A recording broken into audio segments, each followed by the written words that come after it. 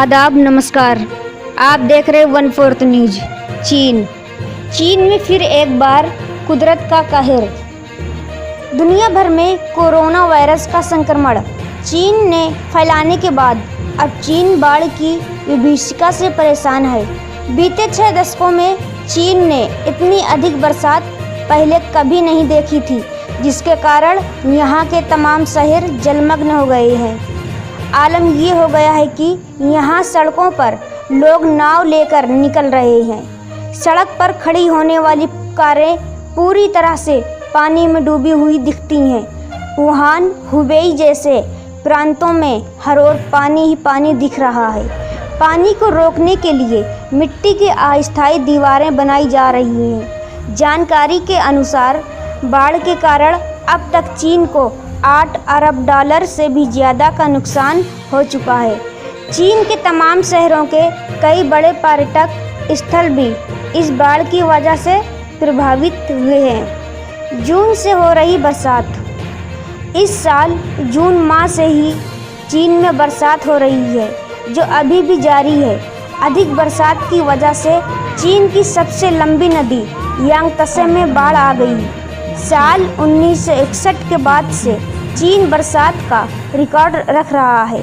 इस रिकॉर्ड के अनुसार 1961 के बाद से अब तक ऐसी बरसात पहले रिकॉर्ड नहीं की गई थी। ना ही उनके रिकॉर्ड में इस तरह की बरसात पहले कभी दर्ज की गई है। बरसात से अब तक यहाँ 140 लोगों की मौत हो चुकी है और कई लोग लापता हैं। पहले कोरोना, अब बाढ़। कोरोना महामारी के कारण चीन की अर्थव्यवस्था पहले ही बर्बाद हुई पड़ी है। अब चीन का बाढ़ से उबरना एक अलग चुनौती बन गया है। 6 दशकों में आई इस बड़ी बाढ़ की वजह से चीन के कुछ प्रमुख शहरों के हालात बहुत अधिक खराब हैं। वुहान में बाढ़। यांगत्से नदी हुबेई प्रांत से भी गुजरती है। वुहान इसी प्रांत की राजधानी है। वुहान से कोरोना महामारी की शुरुआत भी हुई थी। रिपोर्टों के अनुसार बाढ़ का सबसे बुरा असर हुबेई प्रांत पर पड़ा है। यहाँ करोड़ों रुपये का नुकसान हो चुका है। चीन में आई बाढ़ से अरबों का नुकसान। अब तक बाढ़ के कारण चीन को $8 अरब से भी ज़्यादा का नुकसान हो चुका है। कोरोना की वजह से यहाँ की सबसे बड़ी मीट मार्केट पहले ही बंद हो चुकी है। इसके अलावा कई बड़े पर्यटक स्थल भी बाढ़ से प्रभावित हुए हैं। अर्थव्यवस्था सबसे बुरे दौर से गुजर रही है। यांगत्से सबसे लंबी नदी। यांगत्से न केवल चीन की बल्कि एशिया की सबसे लंबी नदी है। यांगत्से के अलावा चीन की पीली नदी झुंजियांग और ताइहू झील में भी पानी खतरे के निशान के ऊपर है। ये नदियाँ जिन जिन इलाकों के आसपास से गुजर रही हैं, वहाँ हर तरफ पानी ही पानी दिखाई पड़ रहा है। नया रिकॉर्ड। 33 नदियाँ अपने सबसे ऊंचे स्तर पर। भीषण बारिश के बाद चीन में 33 नदियाँ अपने सबसे ऊंचे स्तर पर पहुँच गई हैं। उधर मौसम विभाग के अनुसार अभी फ़िलहाल इसे पूरे सप्ताह बरसात के रुकने के कोई आसार नहीं हैं।